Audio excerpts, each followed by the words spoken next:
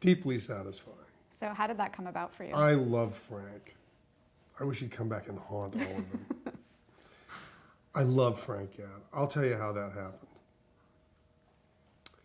That happened, I made a movie that, one of those TV movies that people actually have remembered, and that was a good picture and a very effective movie, which went through, as some of these TV movies do, different titles. Ultimately, I think it was called Stalking Laura, maybe it was called I Can Make You Love Me. It was some horrible, horrible thing. But it was a movie I made with Brooke Shields.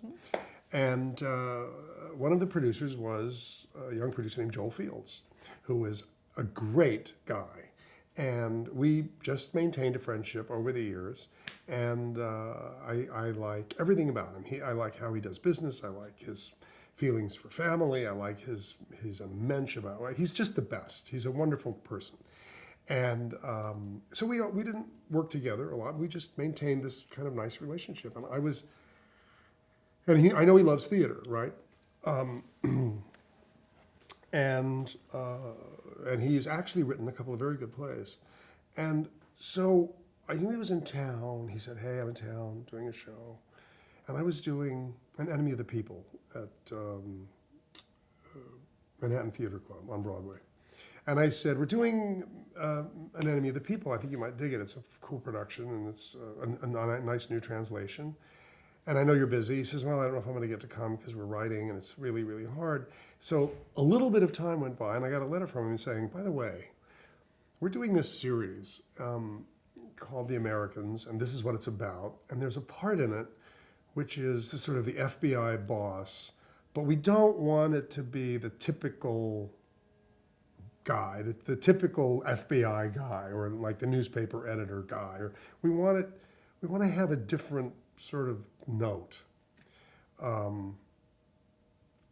They wanted something more counterintuitive. And he said, "Would you be interested in this part?"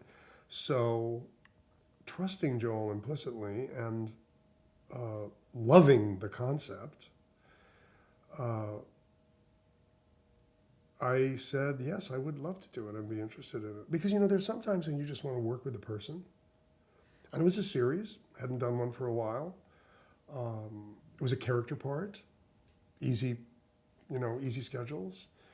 And a great premise. And for me, a part unlike any part I'd ever played. Ever played. I mean, there are guys who play that part all the time. And they're like, "Oh, so? The FBI guy, yeah, I know what that is, the head of the law firm." But for me, this was new territory. This was cake. And so what they did was they wrote a scene. They had already shot the pilot. And then they decided, in retrospect, that they wanted the character to be a different kind of thing. So they wrote a couple of scenes for me, and they backloaded them into the pilot, and then they started writing for me for the 4 years. And I had a wonderful time. I mean, it was, it also gave people something to see who would say, "Oh, that's not a Richard Thomas part. That's not, he doesn't play that, But I did, and I loved it. I loved it. I loved the writing on that show, and I loved Joel, and I loved Joe Weisberg. They were wonderful bosses, and they made it, as you know, one of the most interesting shows on television. And so that's another show I was deeply grateful for playing, not just because it was a good job, because everybody wants a good job, but because it was a part that I think anyone other than a friend who knew me might not have thought about me doing.